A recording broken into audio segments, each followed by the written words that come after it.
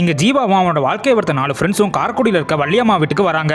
ஆனா சொத்து பிரச்சனையில வீடு பூட்டி கிடக்க அண்ணிய பார்த்ததும் அண்ணன் இறந்து போனதுக்கு அப்புறம் நாங்க 2 பேரும் பிரிஞ்சிட்டோம். இப்ப அந்த வீட்டு மேல கேஸ் நடந்துட்டு இருக்கு. உங்களுக்கு அதுல பங்கு இருக்கு. அதை என்ன பண்ண போறீங்கன்னு கேட்டதும் தான் புருஷனோட தம்பிங்க இப்படி காசுக்கு அலையறத பார்த்து நான் யோசிச்சு சொல்றேன்னு சொல்றாங்க. ஜீவாவும் பிளான் பண்ணி இலக்கியா மூலமா அவங்க 2 பேர்கிட்ட உங்க அண்ணனோட நினைவுனால அந்த வீட்டுல தான் கும்பிடணும்னு உங்க அண்ணி ஆசைப்படுறாங்க. நீங்க முடியாதுன்னு சொன்னா அவங்களோட பங்கு அனாத ஆசிரமத்துக்கு எழுதி வச்சிருவாங்கன்னு சொன்னதும் 2 பேரும் குடும்பத்தோட வந்து தங்க ஆரம்பிக்கிறாங்க. அங்க பசங்களை ஒன்னா சேர்ந்து விளையாடக்கூடாதுன்னு சொன்னாலும் குட்டி கசின்ஸ் எல்லாருமே ஒன்னா இருக்காங்க. ஒரு நாள் இலக்கியா கோவப்பட்டு அண்ணன் அடிச்சதை பார்த்து தம்பிக்காரன் எங்க அண்ணன் எப்படி அடிக்கலாம்னு தட்டி கேட்க இலக்கியா உங்க அண்ணி இன்னும் கொஞ்சம் நாள்ல கேன்சர்ல இறக்க போறாங்க. ஆனா நீங்க இப்படி பாசத்தை மறைச்சு வச்சு பிரிஞ்சு வாழ்றீங்களேன்னு சொன்னதும் 2 பேரும் மனசு மாறி ஒன்னா சேர்ந்து அந்த வீட்ல வாழ ஆரம்பிச்சதை பார்த்து வள்ளியம்மாவும் சந்தோஷமா அங்க இருந்து கிளம்பி போறாங்க.